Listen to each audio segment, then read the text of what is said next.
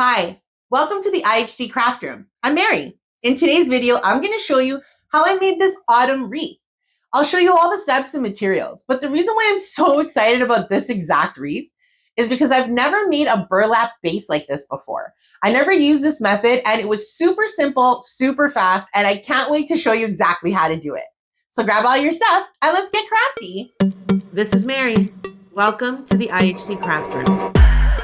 For materials, we'll begin with a 14-inch wire wreath frame, 5-inch burlap garland. I used about a roll and a half, 2.5-inch wired ribbon. I have mustard yellow, olive green, and a leaf pattern design, a happy harvest thankful sign, some fall flower and pumpkin bouquets, some zip ties, and some pipe cleaners. For tools, we're going to need a glue gun, a pair of scissors, some wire cutters, my trusty finger protectors, and some toothpicks. Let's get started with the ruffle method by creating a burlap taco on the second ring of our wreath base. We're going to lay our burlap out flat and slide it underneath the wreath base. And then we'll take one side and slide it up in between the first and second ring of our base. And the other side we'll pull up between the second and third ring so that we have burlap on either side of the ring, taco style. Then I'm going to secure the end down across the crossbar and second ring using a zip tie. Now we're going to focus on pulling the burlap through the rings of the wreath base, making sure to keep the burlap even on either side of the ring. The more you pull the burlap through, the fuller and fuller the ruffles will become. So we're going to keep pulling and pulling that burlap through until the section of our wreath is too full to hold any more. Then we'll move on to the next section and do the same thing, pulling that burlap up around the second ring, creating ruffle after ruffle until you just can't fit any more. I'll continue to do that in all 6 sections of the wreath base. And if you wanted to stop here, I guess you could. I mean, you can't really see the wreath rings anymore, but I'm going to go ahead and do another row of burlap ruffles to make this base nice and full. So we're going to do the exact same thing, except this time we'll be doing it on the third ring.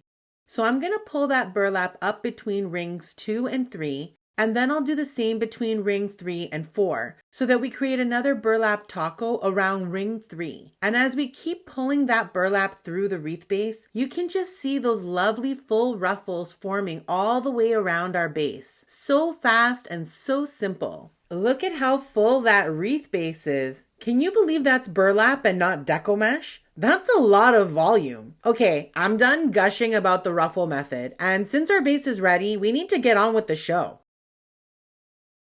Next, let's focus on getting our sign ready to hang. First, I'm going to have a little battle of wills with this jute cord string. I mean, I could have cut it off, but I wanted to reuse it to hang the wreath, so a fight to the victory it was, and I succeeded. Let's start by adding a line of glue to the stem of our pumpkin-shaped sign. And then I'm going to lay the pipe cleaner down in the glue and use a toothpick to really push it down firmly. I'm going to do that on each side in a cross formation, and then I'll let that dry really well before coming back to lay another line of glue on top to really encase the pipe cleaners in glue. Now let's set this guy aside to dry for a while we start building out our beautiful autumn leaf bow.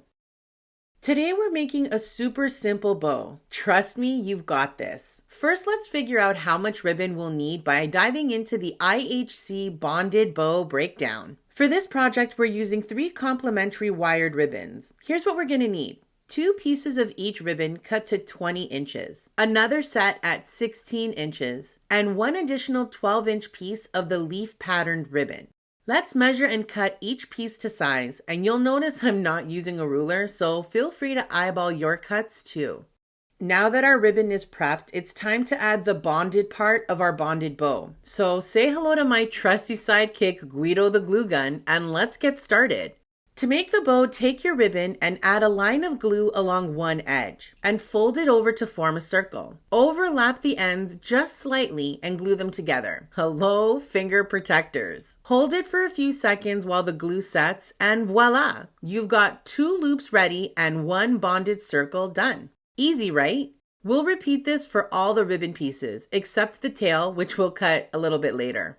A quick safety reminder, if you're crafting with kids, keep an eye on them while using the hot glue gun. This stuff is like liquid lava. Now, let's assemble our loops and bring this bonded bow to life. I'll start by flattening the largest leaf pattern loop, making sure the glued seam is hidden. Next, I'll layer the largest yellow and green circles in a crisscross pattern, just like that. For the medium-sized loops, we'll do the same, but reverse the order of the yellow and green ribbons for some balance. Finally, let's place that small leaf pattern loop right in the center. Now grab a pipe cleaner and thread it through the center loop. Wrap it around the crisscross circles and twist it nice and tight. Now I'm going to spend a bit of time fluffing the loops because let's be real, I've got myself a bit of a fluffing obsession. Whatever.